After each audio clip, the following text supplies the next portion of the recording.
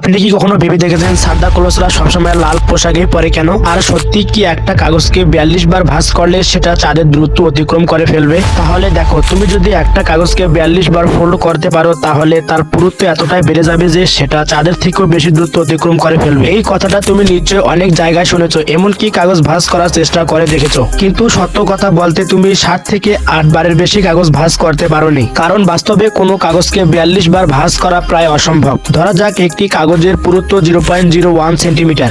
একবার ভাঁজ করলে সেটা হবে 0.02 সেন্টিমিটার, দুইবার ভাঁজ করলে হবে 0.04 সেন্টিমিটার এবং তিনবার ভাঁজ করলে হবে 0.08 সেন্টিমিটার। প্রতিবার ভাঁজ করার সাথে সাথে এর পুরুত্ব দ্বিগুণ হতে থাকবে। 10 বার ভাঁজ করলে এর পুরুত্ব হবে 10.24 সেন্টিমিটার এবং 17 বার ভাঁজ করলে এর পুরুত্ব হবে 131 সেন্টিমিটার, অর্থাৎ 4 ফুট লম্বা একজন মানুষের থেকেও বেশি। 25 বার ভাঁজ করলে এর পুরুত্ব হবে 33,554 সেন্টিমিটার, মানে 1,100। আর যদি যে কোনো ভাবে 42 বার ভাঁজ করা যায় তাহলে এর পুরুত্ব হবে প্রায় 4,39,805 কিলোমিটার, যা পৃথিবী থেকে চাঁদের দ্রুত অতিক্রম করে যাবে। আর এখন পর্যন্ত মাত্র 12 বার কাগজ ভাঁজ করা সম্ভব হয়েছে, যা 2002 সালে ব্রিটেন গেলি নামে এক মেয়ে বিশ্ব রেকর্ড গড়েছিলেন। এখন বলো তো তুমি জীবনে কতবার একটি কাগজকে ভাঁজ করতে পেরেছো তা কমেন্টে বলে যাও। নেক্সট, এই কারণে জাপান আমার সবচেয়ে প্রিয় দেশ, কারণ জাপানে এক সময় কামিশিরাতাকি নামে একটি ট্রেন স্টেশন ছিল যেখানে যাত্রী প্রায় আসা বন্ধ হয়ে গিয়েছিল। তাই জাপান রেলওয়ে একদিন সিদ্ধান্ত নিল স্টেশনটি বন্ধ করে দেওয়ার জন্য। কিন্তু পরে জানা যায় একটি মেয়ে প্রতিদিন ওই স্টেশন থেকে ট্রেন ধরে পড়াশোনা করতে যায়। এই তথ্য